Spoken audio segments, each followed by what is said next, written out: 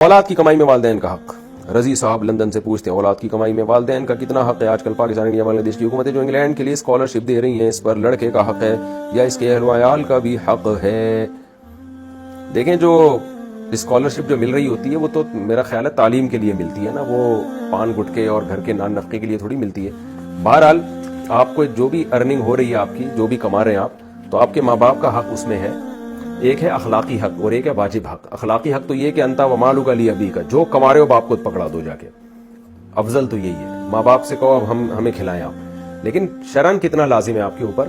शरन इतना लाजिम है कि बाप अगर कमा रहा है और अपना नान नफका और अपनी वाइफ का नान नफका यानी आपकी वालदा का नान नफका उठा सकता है, तो फिर तो बाप पर अपना जो है ना उस औलाद पे लाजिम नहीं है कि वो अब्बा पे खर्च करे। लेकिन अब्बा की अगर कोई आमदन नहीं है और अम्मा की भी सोर्स ऑफ इनकम नहीं है, तो फिर अब्बा और अम्मा का खर्चा बच्चों पे है।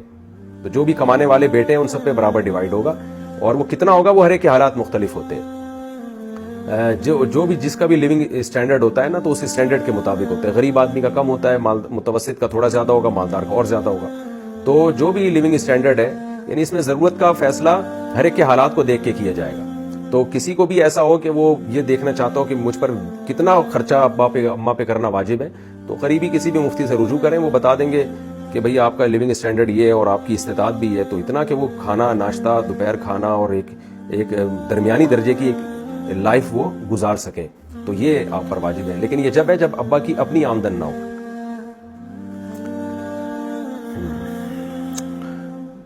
तिल या मस्सा को काटना। मोहम्मद सोएब उत्तर प्रदेश इंडिया से पूछते हैं, मुंह पर अगर तिल या मस्सा हो तो इसको काटना जायज है या नहीं? जायज है भाई। गैर मुस्लिम को सदका देना। ईजान खान भोपाल इंडिया से पूछते हैं, क्या हम सदका किसी गैर मुस्लिम को दे सकते हैं? जी दे सकते हैं। सदकात वाजिबा यानी ज़कात, सदका फितर नहीं दे सकते। वैसे आप सदका देना चाहें तो बिल्कुल जायज है, उसमें कोई हरज नहीं है। औलाद नलायक हो तो तमाम जायदाद गिफ्ट कर देना।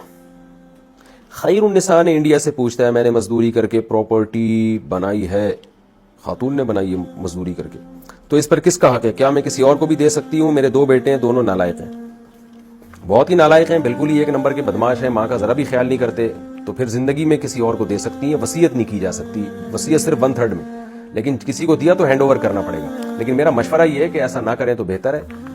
बच्चों को कोशिश करें, समझाएं, इंसान का बच्चा बनाएं। बाज़ दफ़ा बच्चों पे हालात ऐसे आते हैं, नालायक होते हैं, बाद में ठीक हो जाते हैं। अभी से आपने प्लॉट किसी और को पकड़ा दिए, बाद में बच्चे इंसान के बच्चे बन गए, तो बिल्कुल ही खाली हाथ घूमेंगे, फिर चोर बनेंगे, डकैतियां करेंगे, कुछ होगा ही नहीं जब खाने को उनके पास।